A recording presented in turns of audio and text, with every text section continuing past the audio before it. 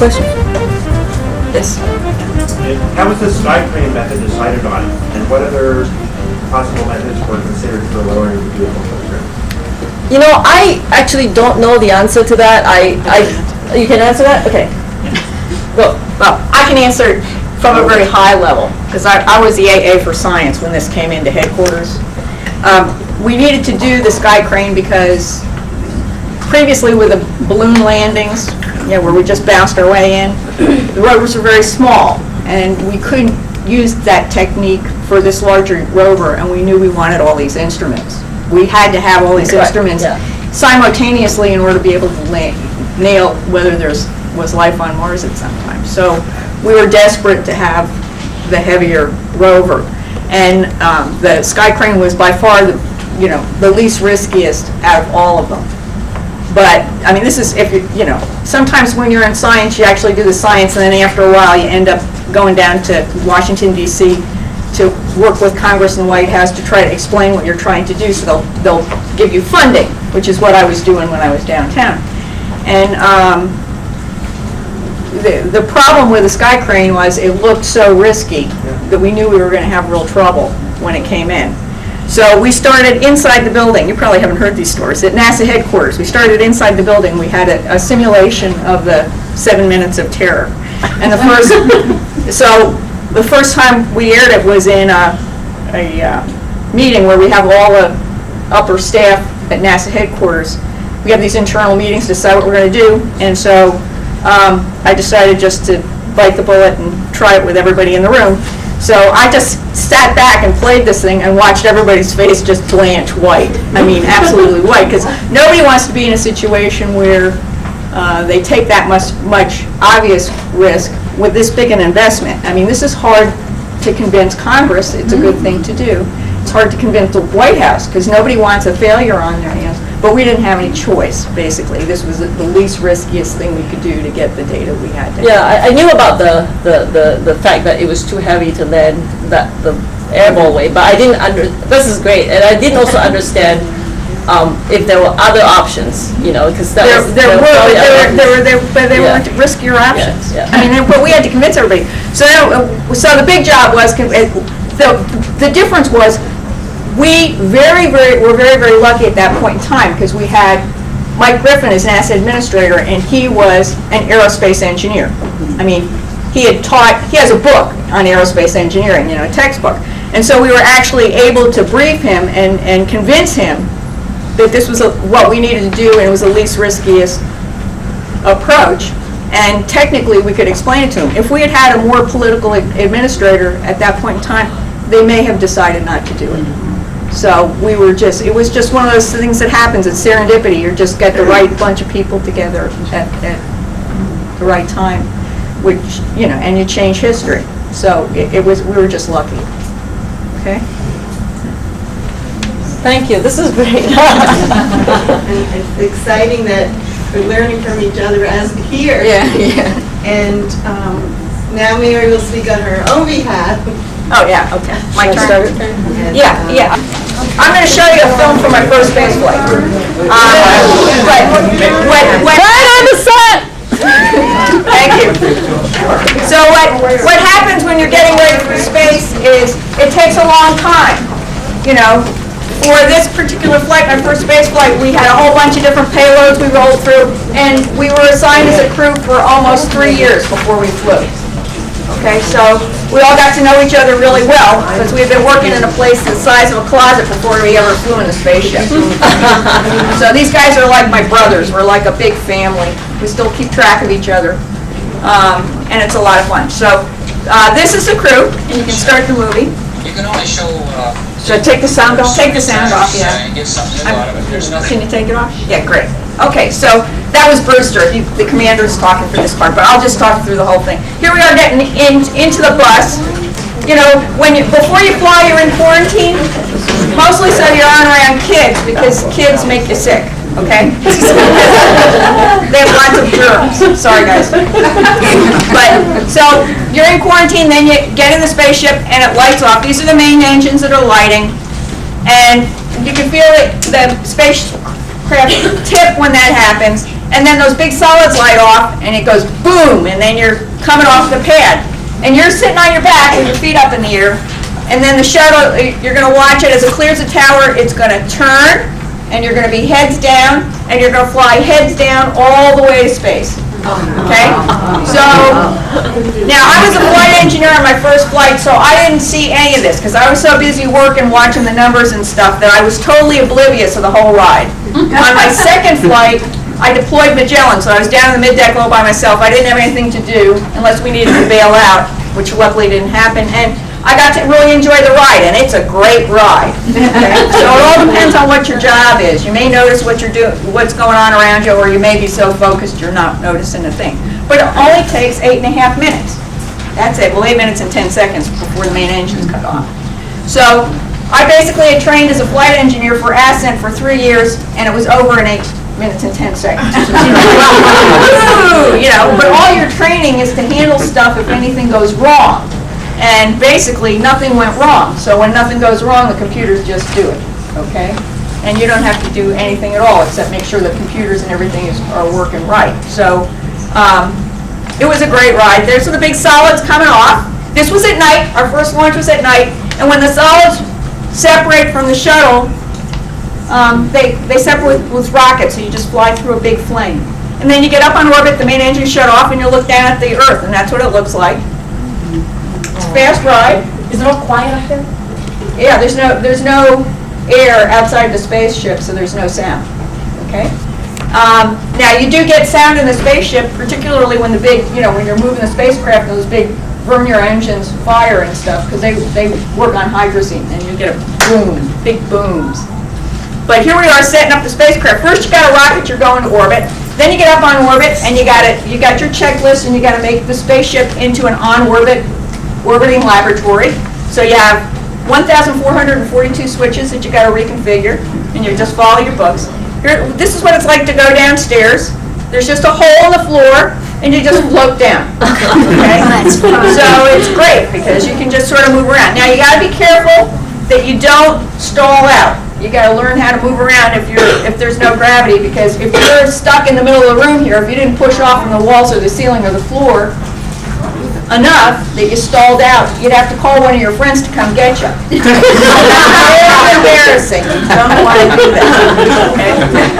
So you have to learn to push off. So it's sort of like swimming, but there isn't any water, so you can't push, right?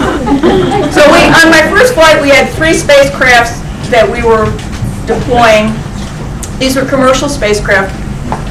This was before the Challenger accident, so we were launching commercial spacecraft, and they're spin stabilized, and then you just release them off a big spring and they pop out.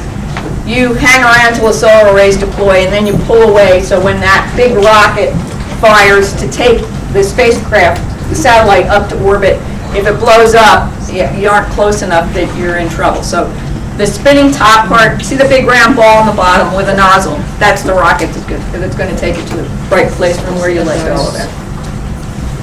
So we're monitoring the spacecraft, making sure that it's in good shape. This was an RCA spacecraft, this particular one. And you just drop them off where they need to go to get to the right orbit for what it needs to be. When you're up on orbit, flying in a spacecraft, things are a little different because it's orbital mechanics now. It's not like it is down there. So if you want to go faster, you have to hit the brakes, because if you hit the brakes, you go into a lower orbit, which speeds you up. So the whole thing about orbital mechanics is very counterintuitive when you're up there. Okay? So Woody and Jerry, we had 5 guys in the crew, Woody and Jerry, and 2 payload specialists. Charlie Walker was working this big experiment. He was developing a drug called erythropoietin, which we couldn't get pure enough here on the planet, so we took it up to space, because without gravity you don't have convective mixing, so you can get things that are really pure. Okay, so that's what he was working on the whole time, and here he is working on this experiment, and he just worked away down the middeck on the experiment for all 7 days. Then we had Rodolfo Neri-Vela, and he was from University of Mexico, and he was doing all sorts of experiments on behalf of Mexican scientists and engineers, and he was an electrical engineer just like you, Florence. So he flew in space with a spaceship. So And he was working really hard, and his experiments were just all over the place. He had stuff to do for everybody. So he was doing biology, chemistry, physics. I mean, he was running the gamut. Here the guy's getting ready for there's Rodolfo. He's getting ready to section a plant. Here he's an electrical engineer, but now he's a biologist. So sectioning his plant. And Woody and Jerry had 2 spacewalks that they were going to do. We were doing experiments to see the best way to build space station. This was back in 1985, so we were trying to decide the best way to build space station. And we worked with various engineers around. There I am looking out the window. I was an environmental engineer. I was absolutely amazed at how fragile a planet looked. What really bothered me between my 2 space flights, which was 1985 to 1989, when I looked out the window, it looked like things were getting worse. We are really doing major changes to the surface of the planet in a very short period of time. It really concerned me since I'm an environmental engineer, so that's why I moved back up to Goddard and started working on environmental spacecraft again. So things can happen to you in your career where you're going to go make major changes in what you do just based on what happens because of your jobs. But here's Woody and Jerry. Oh, here's everybody. We had Thanksgiving dinner up on orbit. We were up for Thanksgiving. So it was really fun. You can hardly see Jerry, but he's sitting on the roof. Jerry Ross was absolutely adamant that this was going to be his only chance to sit on the roof for Thanksgiving dinner. So he did. He sat up on the ceiling the whole time. You don't go to space for the food. It's just, all dehydrated camping food, rehydrated. You have your choice between hot water or cold water, which is disinfected with iodine, so it doesn't taste great. So, but we did have, ocean spiked cranberry sauce, just like I do at home, so that was okay. And we found that tortillas, because we had Rodolfo on board, we flew tortillas instead of bread, and we found out that tortillas are actually much better to make sandwiches in space because you can roll them all 4 sides up, and so the guts of the sandwich doesn't go flying out. That was our impromptu experiment. Here's Woody and Jerry getting ready to do their spacewalks, the 2 of them to do the space station experiments. And we had one from MIT. Zakia went to MIT, so she's probably not going to like what I have to say about the MIT experiment because it didn't work that well. We had another one from Langley, and that worked a little better. But I mean, the one that didn't work from MIT, it wasn't supposed to work great because it was a time motion study. So it's actually, they had to make it so parts of it worked really well, and they had to run it all the way up to the part where it didn't work so well in order to get the data that they needed to fill in their numbers. So I was just teasing. This is looking out of the back of the spaceship with the guys out on the payload bay. My job during this part of the flight was to operate the robotic arm, the big arm on the shuttle. And here they are building a truss. If you look at this truss, this is a truss from Langley. It actually looks like the trusses in the space station that we have right now because this experiment worked really well. It was called Access, and we were able to hit the timeline, in fact, even do better than expected. Brewster, the commander, was working the cameras, and I was operating the arm. And I had Woody and Jerry on the end of the arm using it like a cherry picker. And because the arm has only 6 degrees of freedom in it, it will come to mathematical solutions where you don't know where it's going to go. So if you're an operator of the arm and you have guys on the end of it, you have to be real careful it doesn't take off in an unexpected way and squash them. So Woody and Jerry were being very nice to me throughout the entire training. And I was, of course, very gracious back, saying, yeah, you guys, I'm a woman driver, watch out. So there's Jerry on the end of the arm. He got up on the end of the arm and he wanted me to twist him around so he couldn't see the spacecraft and see what it was like to be all alone in space. So he got up there, and the first thing he did was he shot his arm straight out and started humming the Superman theme. So we had to work through day and night because you're going around the Earth every hour and a half. So you have a sunrise, sunset every 45 minutes. Really? Pretty neat, but you have to manage your sun and dark cycles when you're working outside. Here's Woody on the end of the arm routing a little cord around the top to sort of see what it would be like to route electrical wire through these trusses and stuff. So we had all sorts of little side experiments we were doing once we got the truss set up, and there I am operating the arm. The arm is really fun to fly. It has 6 degrees of freedom. So in your right hand, you got roll, pitch, and yaw, and then your left hand's forward, back, up, down, left, right. Okay, so you put those two together, and you can really, maneuver it around incredibly well once you get used to flying it that way. And we were picking up the trusses and moving them around. There was about 400 pounds, and the guys were just moving them without any problem. You don't want to get too much momentum up. We had trained in case they got too much momentum up to pull the spacecraft away, and then we'd figure out what we were going to do if we had a bad day, but it worked out really well. So here's the MIT experiment called EASE, and we found out that EASE wasn't so easy, but then it wasn't supposed to be. And it was done by a professor that was at MIT, but now he's at University of Maryland, and he's the same professor that has the big water tank that does the research for how you operate in space. Because a lot of times we'll work underwater trying to get ready, because that's the closest, neutral buoyancy is the closest to zero G that we have for trying to train. So if you see Woody and Jerry working on this, during this experiment, their hands got really tired because you got a pressure suit on. It has 4.2 pounds per square inch of pressure, and you're working your hands against a pressure suit, so your hands get really tired.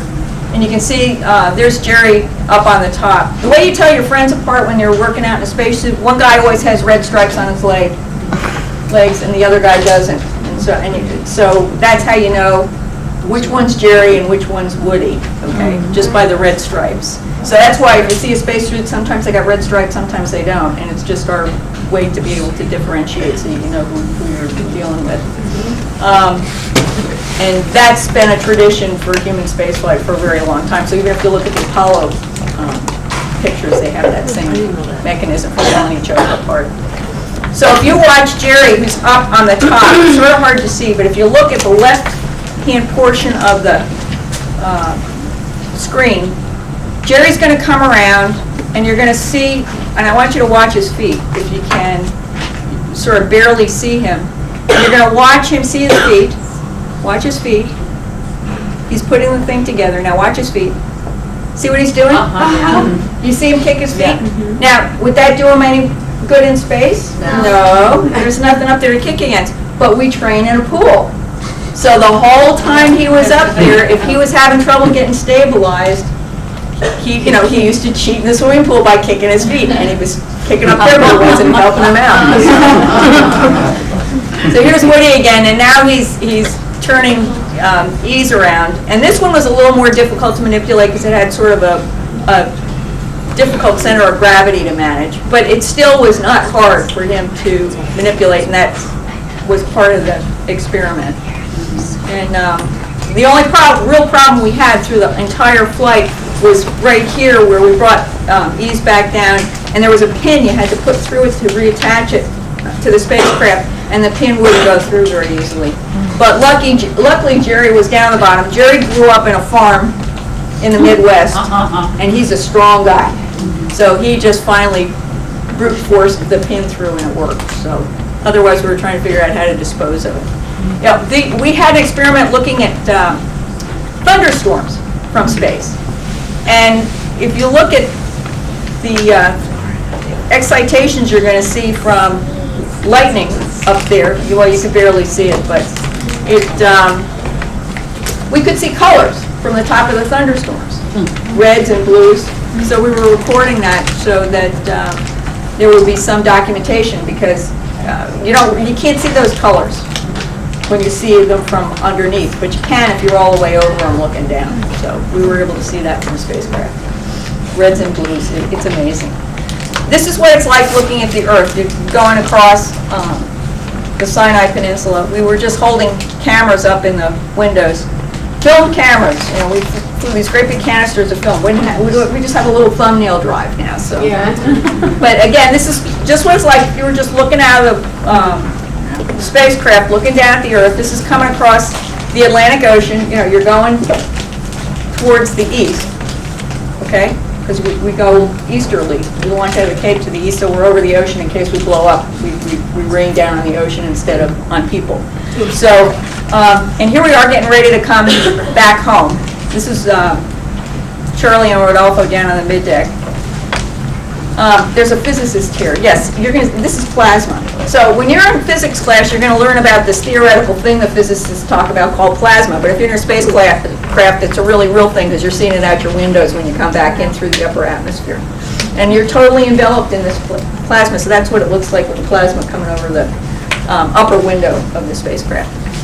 And you can see a little plasma right on the bottom of this. And when you're coming back in for re-entry, you turn the spacecraft in big S turns, so no one part of the bottom of the spacecraft gets too hot.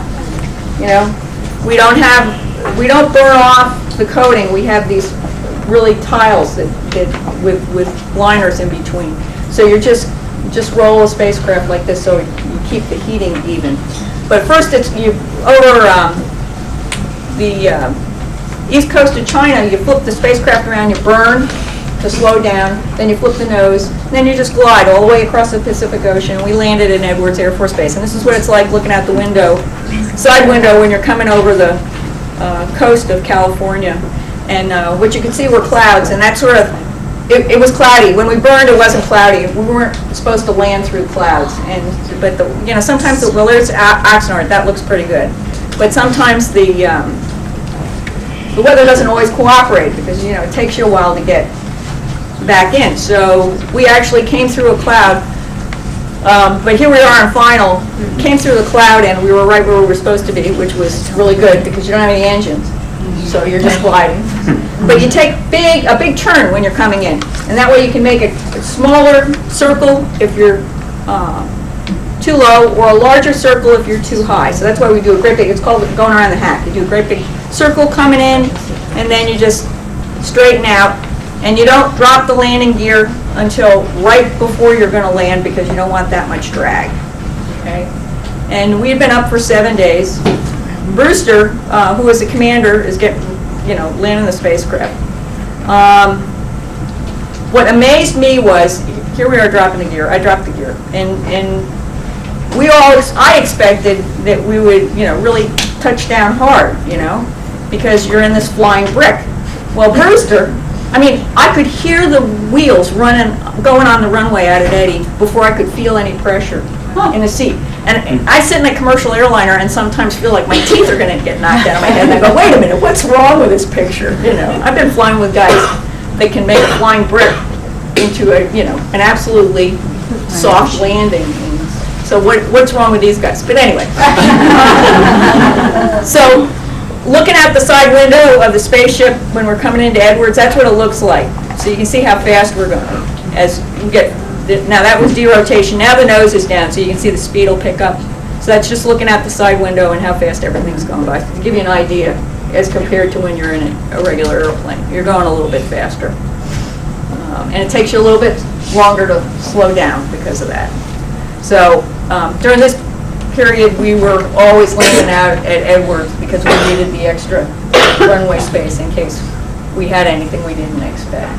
So they started landing in Florida after that. So here we are, getting ready to get out. Now you have your 1,442 switches you have to reconfigure before you can get out. So that's why they sit there for so long. You're in there, and here we are walking out. And we've been up for 7 days. We felt really good. But at that point in time, you haven't had a shower for 7 days. So the first thing you want to do is hit the shower when you get back to the crew quarters.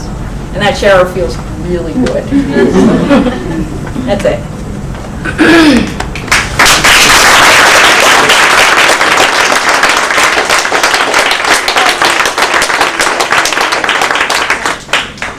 I have just a couple of curiosity questions for you. Yeah. And there's a lot of young kids in here that might have some of the same questions. Like when you go up, you said that you're going up, you're facing downward. You're sitting in a chair, but you're upside down. You're upside down, yeah, because the spacecraft comes off of the launch pad, and then you roll to go east. So you Okay. roll, and you're sitting upside down. Okay, so my question is, when you're coming back, are Yeah. you still downward? No, we're upside. We're right. Yeah, no, you burn upside down, and then you flip the nose of the shuttle over, and this is going on over the coast of China. You flip the nose down, and then you come in like that. Yeah. Thanks! Yeah. So you burn like this, flip the nose down, then you fly in like that, Okay, all right? okay. Hold that up again. Hold that up again. Hold that up again for a minute. All right. Then I have a second question. Yeah. Being, I mean, because you've went out twice, what kind of preparation do you have to do with your body to get your body ready to be in a no gravity? Well, I feel like your muscles, I mean, you're talking about this guy, the one guy, was lucky that he was a farmer and he used brute strength, but, Yeah. I mean, it's different up there than it is. Down here, and there is no, well, when you get in, you have to be in shape. Yeah, well, Okay, because they run you on a treadmill. When you go down for your interviews and stuff, they run you on a treadmill until you can't, until you go anaerobic. And then they keep you going for a little bit. I mean, one of the things that was really lucky about me, I was living up in Utah, and I was running up a mile above sea level. So when I got down to Houston for my interview, and I got on the treadmill, I smoked it because, I had all this oxygen in my system. So, but once you get down there, and they invest in you for the year of training, then they don't want to, do anything that's going to have you hurt yourself. Yeah. So, when I was assigned to a crew, no skiing. Before I moved to Houston, they said, sell your motorcycle, because they don't want you to hurt yourself. So you do stuff like play racquetball and that kind of stuff, but mostly you just run, and they're very careful about what you do because they don't want you to get hurt. Yeah, because I see it, after you landed, you guys are coming off, and you're just like walking off like it was like you just stepped off of an airplane, but You didn't see us before we got off. First of all, we're all test pilots, right? So, so what is that? What's the motto of a test pilot? I'd rather die than look bad. So when we were on re-entry on my first flight, that one, and I was a flight engineer, and about a quarter of a G, we're pulling 1/4 of a G, and I went to pick up my arm to write something on my knee board, and I felt like it weighed 2 tons. It was sort of like, and I thought to myself, oh, this is going to be really fun, But when you get down, you have to get out of your chair really slowly. You also have to remember that you're not on orbit anymore, so you can't nosedive down to the middle. We had one guy really hurt himself. All right. So but you gotta be very slow. So you're taking it slow in that spaceship as you're reconfiguring the 1,442. And some crews come out faster than others. We've had people, in particular passengers on board the shuttle, that have had some real problems. So there's differences there. There's a lot of adjustments that you have to make physically and mechanically, and you guys made it look so great. Thanks. We had a good time. That was really a fun crew. Yes. After the unfortunate Challenger accident, were there any major overhauls to your protocol once you were in space? Yeah. After the Challenger, the first accident, yes. And I was part of the test team for the new escape gear because I was the smallest guy in the office. Well, Marsh and I were about the same size. Okay. But we so I had the big guys working it and the small guys working it. But we never wore pressure suits. If you saw us going out to the spacecraft, we had cotton flight, just bags, like you fly in a regular airplane. No pressure suits, no G suit, no nothing, okay? And so, because we train in T-38s, this is part of the training, we train in T-38s where we can pull up to 6 Gs, and we always fly without G suits. So we didn't need suits in the spacecraft because we could only pull 3 Gs. So you're going to bend the shuttle if you pull more than 3 Gs. So 6 Gs gives you, twice as much margin. You don't need a G suit. So we had those orange, after the accident, we had the orange pressure suits.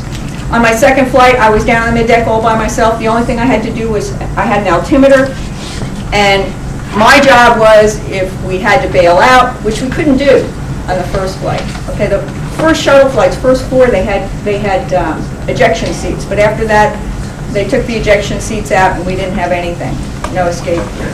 Well, then they gave us this pole so we could theoretically bail out of the shuttle if you were going to get it to glide straight and level over the Atlantic Ocean. So my job was to get the pole out, blow the hatch at a certain altimeter reading, on the commander's command after a certain command. I wasn't allowed to do it without his blow the hatch. At the right altitude, blow the hatch off, deploy the big sort of bar that theoretically would take you past the leading edge of the wing, and then get everybody to bail out. Okay, and we had parachutes. So that was the major change. And it was really my first flight. Well, sometimes you're in the shuttle for a long time because you get holds and all that kind of stuff. And we had we could unzip. We're sitting on the back of the chairs because the chairs are up like that, so you're sitting on the back of the chairs. We're cracking jokes. We're having a good time. Second flight, we're in these really uncomfortable pressure suits. They're hot. You have air flowing through a tube coming out of the neck dam, and it's blowing all your stinky air in the suit, because you're sweating because it's hot. It was different. It was different. Yeah. When you're turning, when you're upside down, don't you feel sick? When you're upside down, don't you feel sick? No. If you're the kind of person that feels sick when you're upside down, you should probably work in mission control, not in the spaceship. Okay. But, and you'll know if you get motion sick because you won't be happy flying in airplanes either. Okay. But that's okay, because guys in mission control have just as much fun, almost, I think. Like what Florence was talking about. I mean, I worked as a Capcom too. Now, that's a cultural difference that I learned today between unmanned spacecraft ops and human spacecraft ops, because we don't have three-letter words. We have little titles, like the flight director is flight, and I was talking to the guys in the spacecraft, so that was called a Capcom, or capsule communicator. We have Capcoms. You have Capcoms, and they talk to the spaceship. No. They beam commands up. They beam commands up. Yeah, that's all there is. Oh, I thought maybe there was voice command. I thought we were getting really fancy. Turn left now. It was kind of stupid.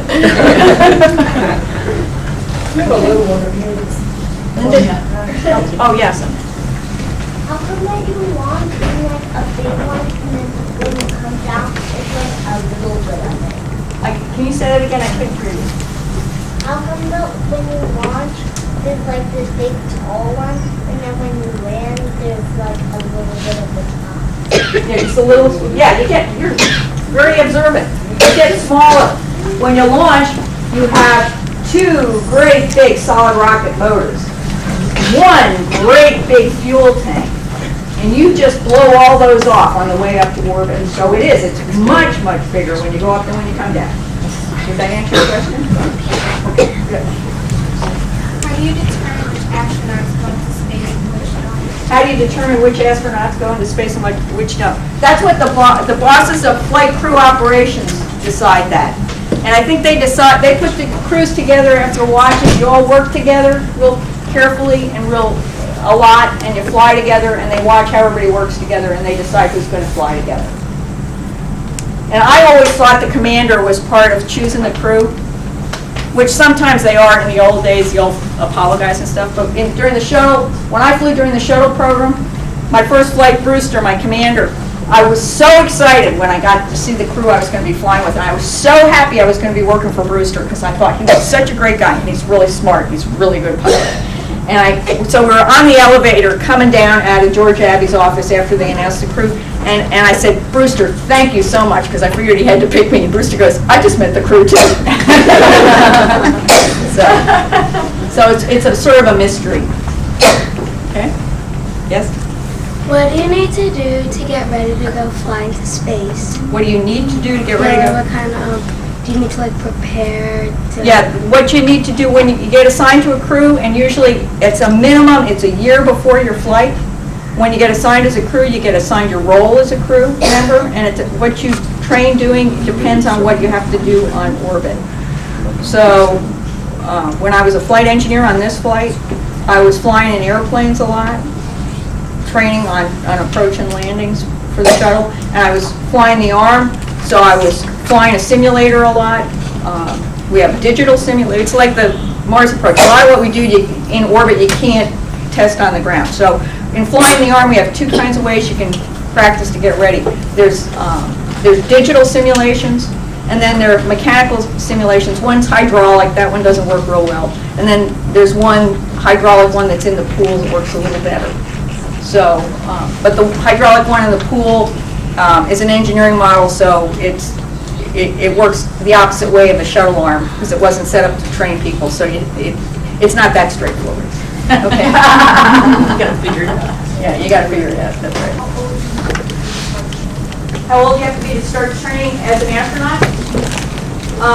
Well, actually, you guys are in training right now. You start in elementary school, and then you learn. When you working on a spaceship, and in fact, at any job, you use every single thing you learn from the day you go to school, right? So you're actually in training right now to do whatever job you're going to end up doing. But when it comes to training, to be an astronaut, get hired in, it depends on whether you're a pilot astronaut or, a mission specialist. If you're a pilot astronaut, most of those guys go to a service academy. The vast majority of them go to Annapolis. So if you want to be a pilot astronaut, you got to study like really hard, get great grades in high school, get a recommendation from Barbara Mikulski so you get into the Naval Academy, and then you're in, and then you have to go through flight. Okay. For the mission specialists, most of them have doctorates in either science and engineering, math, that kind of stuff, STEM. So, that usually takes people a while to do, and by the time you get down to Houston, you're around 30 years old to 40 years old, depending on how long. Okay? Does that answer your question? Yes? One, you're very awesome. One, I was just wondering, with all the movies and TV shows and things like that where everyone portrays space, but you've actually experienced it, what's like one thing that burns you up the most that they always get wrong? Yeah. Well, I think it's usually the interpersonal relationships of the crew. Because they have to make a storyline, which usually involves romance of some kind. And believe me, if you're working with these guys, they're like your brothers. They are. So you just don't go there. So that's usually the most irritating part, are all these little cutesy things they're doing. It's just not like that. It's like your brothers.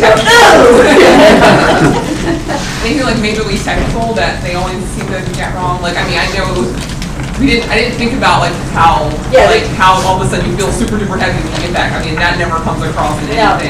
No. And there's all sorts of little things like that. And it's usually and a lot of moving around. When you're first up on orbit, so it's one thing that really bothers me. Because when you first get up on orbit, you are totally biased in a 1G environment because you've always been in a 1G environment. So you're used to seeing your pictures like this, right?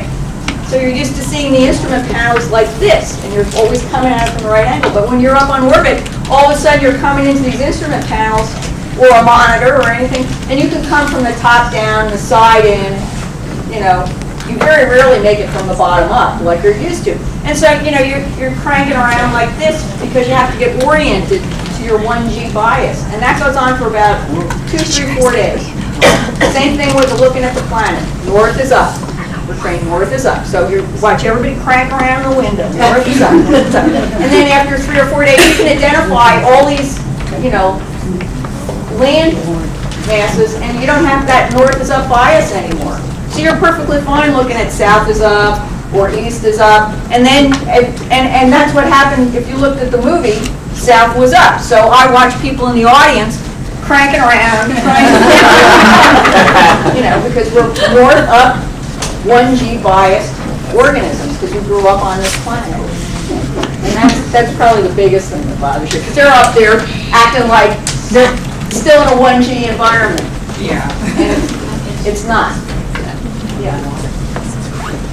means that I'm one of the Dawsons, and I'm just thrilled to meet you.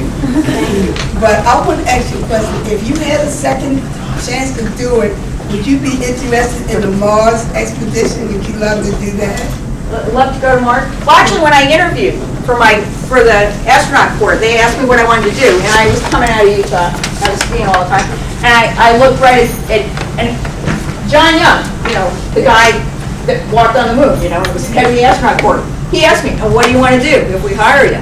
And I mean, I'm sitting there, and you ever been in a job interview and said something that you wanted to take back, and it just came right out. I went, "Sir, I want to go cross country ski on a Martian ice cap." And I just went. I thought, oh, what a stupid thing to say. Take it back.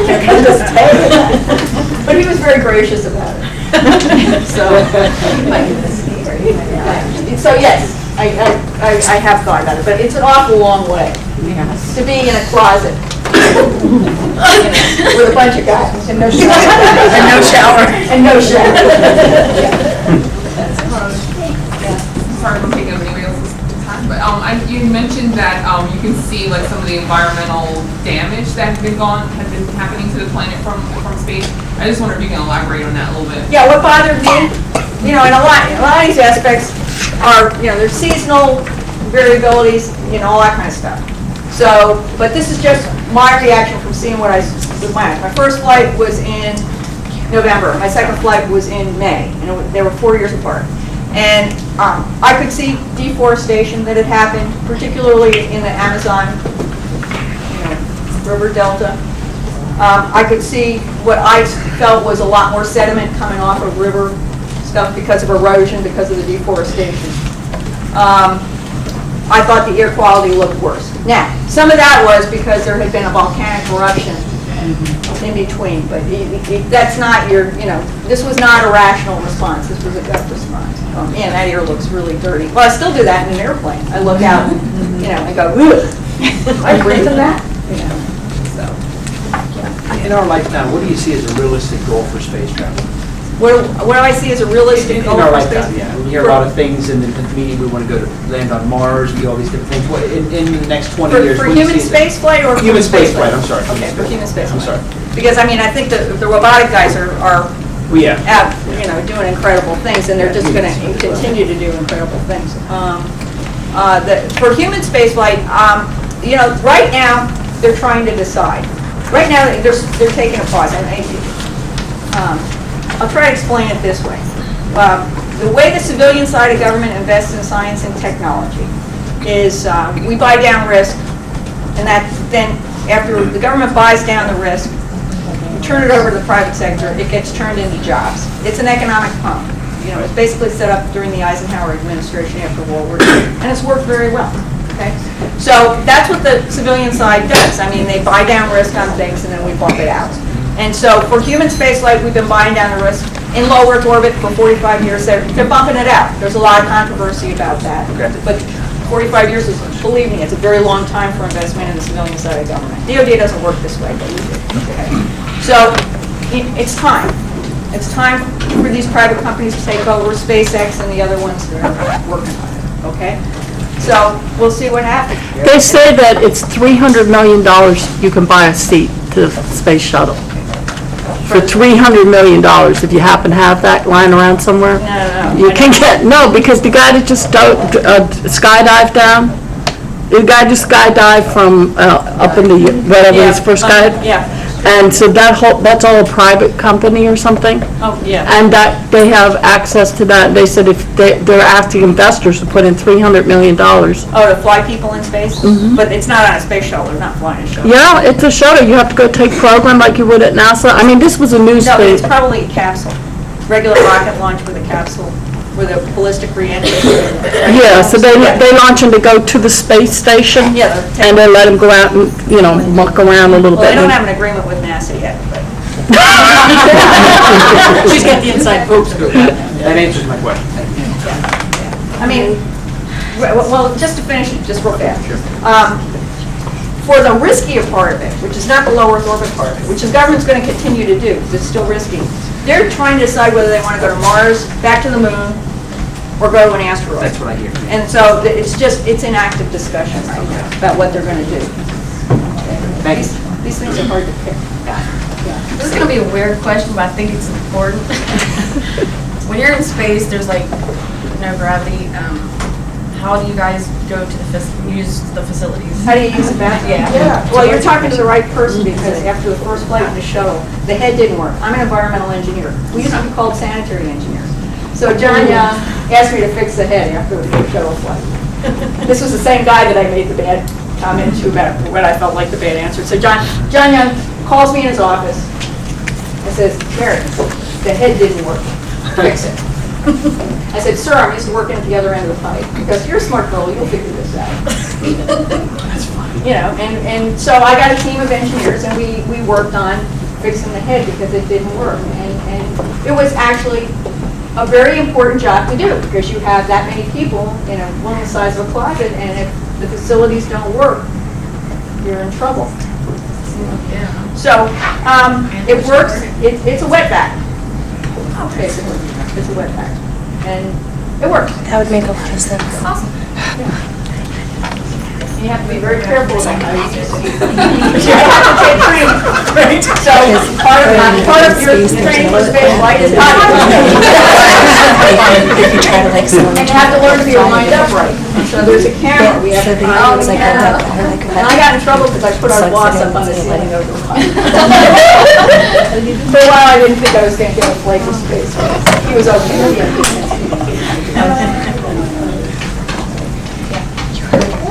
It's the worst part of the flesh. How does it feel to be in a spacesuit? Well, if you're in a spacesuit to go out on a spacewalk, it's pretty restrictive because it's a pressure suit. So you have to learn to move, and you train in underneath the water in a swimming pool. So you have to. So does that mean like literally you're feeling? You have metal joints, and you're pushing against something all the time. Okay. Also, how low is the gravity? Pardon? How low is the gravity? How low is the gravity? It's microgravity. So it's 0.00042, I think, or 047. I mean, it's microgravity. That's good. You know, it's not pure gravity. It's not pure So you're floating. 0G. It's microgravity in low Earth orbit. Yeah. Very good. Those are future. Future astronaut right there. Are we done? Yeah.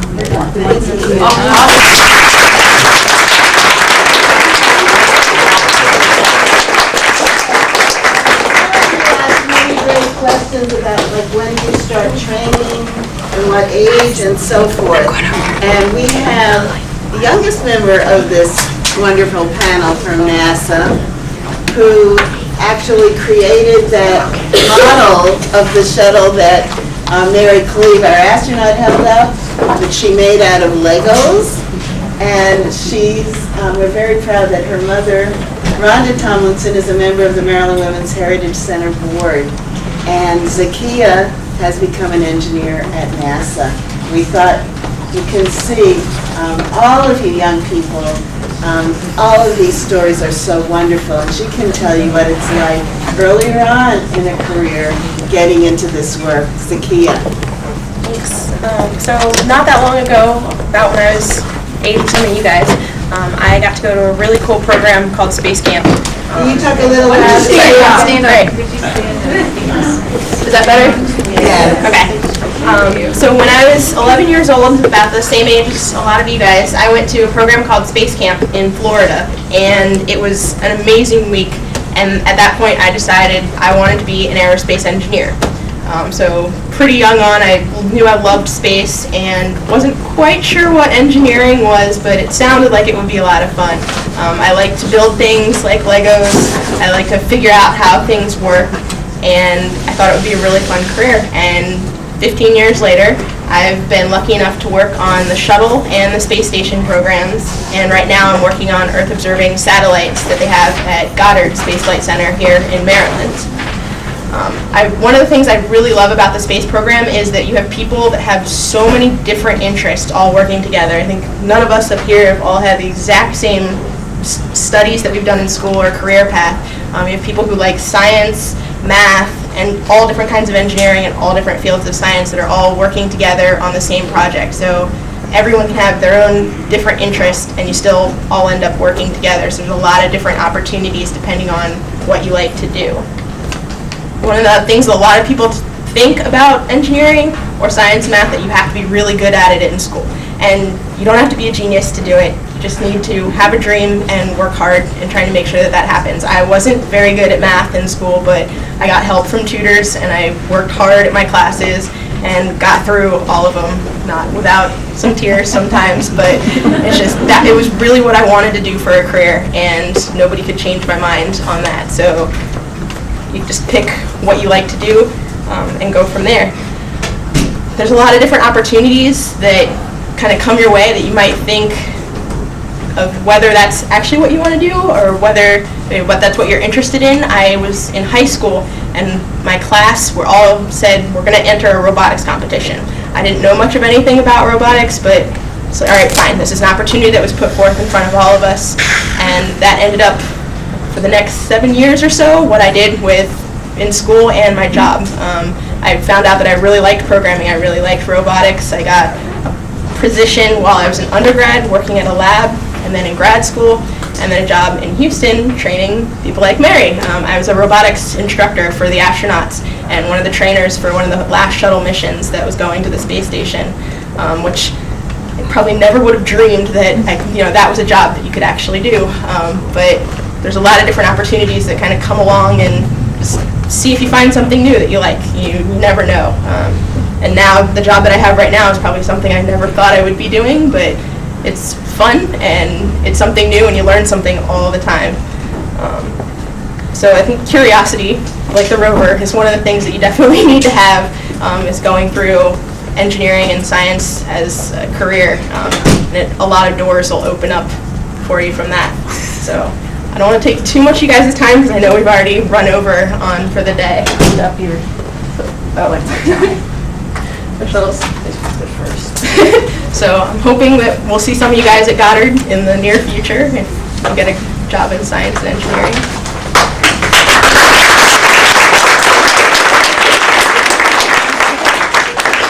Thank you, Zakia. We want to thank the whole panel. We still have a couple of things for you before you leave. We want to thank you for coming to the Maryland Women's Heritage Center. We thank Free Fall Baltimore for helping us be able to have this program. And we need to make sure that you fill out your evaluation forms and write wonderful things if you feel them, so that we can hopefully continue to have programs here on various topics. I would like to introduce two people who are here, although no, I won't this moment. But it was mentioned that the series of 6 posters that were developed with a partnership with the Women of Goddard and the Maryland Women's Heritage Center will be gifted to you for being here today as part of this program from the Women of Goddard.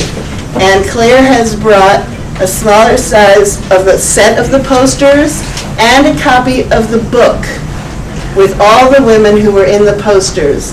And 3 of these women... The book has 103 different women and 1 page for each, so it gives you lots of choices for careers, exciting careers that you can look forward to having if you'd like. And Florence, who's moving her car right now to avoid getting a ticket, she's left magnets from the Sam. From Sam, okay. So, and thank you so much. And I assume some of you may want to have your books autographed. And if people want to have a picture taken with any of the people from NASA, I know most of the questions were for the astronaut, but the exciting work done by everybody else is what makes all of this work possible. And the Mars work, it's so interesting because, you know, the robot is called, the Mars rover is called Curiosity. And look at what our corner is called over there, where we have special programs for children. It's the Curiosity Corner. So we were laughing from the back saying this is so connected to the mission of the Maryland Women's Heritage Center. in terms of stimulating for all of you options and careers for both girls and boys in science, technology, engineering, and math this year, and next year we'll be focusing on the arts. So we have lots of options. Bring your groups back. We can conduct special programs for you. And I have a question from Monica. Hi everyone, I'm so glad to see y'all here today. My name is Monica and I'm a college kiddozer today. I'd like to know if I gave everyone a evaluation sheet. If you do not have one, I'd be happy to give you one. And once you fill it out on your way out, please make sure you give it to me. I'll be at the door. That's all I had to say. Thanks. Wonderful. I'll give you one. Now wait a second, we have a question over here. When I was a Girl Scout in juniors, we went on a trip to a NASA center. I want to say it was a Goddard Center. I was wondering if they still had that program available. There are lots It was like a visitor's place, but the girls actually got to go in and like look at the machines, and like they taught us like little things, not anything that would affect anybody else's work, but like taught us like what buttons do what, and if we could talk to people like through the machines and stuff like that. Like it was really cool. Yeah, there are lots of programs at Goddard. The visitor center is still there. It's in fact just being refurbished, so new exhibits there. And yes, there are quite a few programs. And there's a sister program that 7th and 8th grade girls can apply to at Goddard. You go to the website and you look for the education office, and if you're a student or you're a teacher or a parent, you can follow the links to apply, and these are for 7th and 8th graders, girls. Okay.